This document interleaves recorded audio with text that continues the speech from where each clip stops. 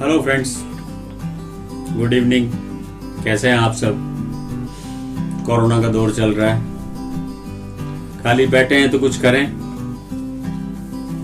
एक शेर याद होगा आप सबको, मिर्जा गालिब का, इश्क ने गालिब निकम्मा कर दिया वरना हम भी आदमी थे काम के। वैसे ही अभी अब ये कहना पड़ेगा, कोरोना ने निकम्मा कर दिया वरना हम भी आदमी थे काम के।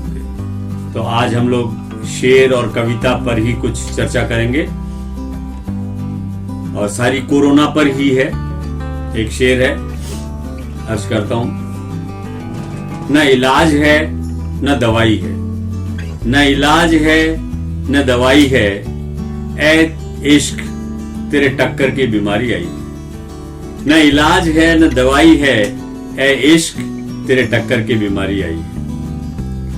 एक कविता सुनाऊंगा आपको, जो मैंने कमलेश जी की एक कविता है, उसकी तर्ज है कब तक चले, उसके ऊपर लिखी है उन्होंने। मतलब उनका सब्जेक्ट अलग है, मैंने तो कोरोना और अभी के जो वर्तमान हालात हैं उन्हीं पर लिखी है अपनी कविता। सुनिए, शायद आपको पसंद आएगी। अपना दुख अपनी चुभन कब तक चले, अपना दुख अपनी चुभन कब तक चले, खुद में ही रहना मगन कब तक चले। घर में बैठे हैं और दुखी हो रहे हैं। अपना दुख अपनी चुभन कब तक चले, खुद में ही रहना मगन कब तक चले। जाहिलों की जहालत पर, जाहिलों की जहालत पर चुप हम भी हैं, चुप हैं आप भी। जाहिलों की जहालत पर चुप हम भी हैं, चुप हैं आप भी। देखना है ये चलन कब तक चले। कोशिशें सारी विफल कर दी गई।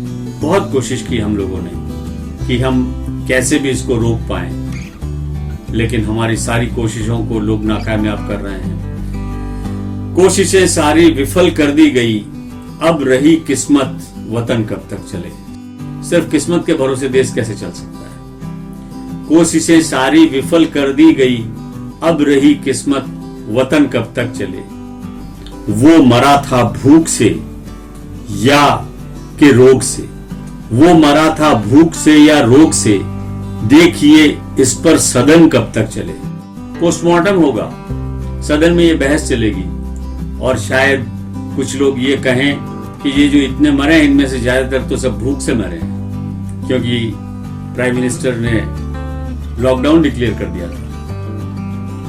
फिर भी जीने की आंखों में तमन्ना जिसके हो, उनके पांवों में थकन कब तक चले। ये आखिरी लाइनें जो है वो मैं अपने आप के लिए, हम सब के लिए और हमारे शीर्ष नेता मोदी जी के लिए कह रहा हूँ कि हमको थकने से नहीं चलेगा, मोदी जी को थकने से नहीं चलेगा।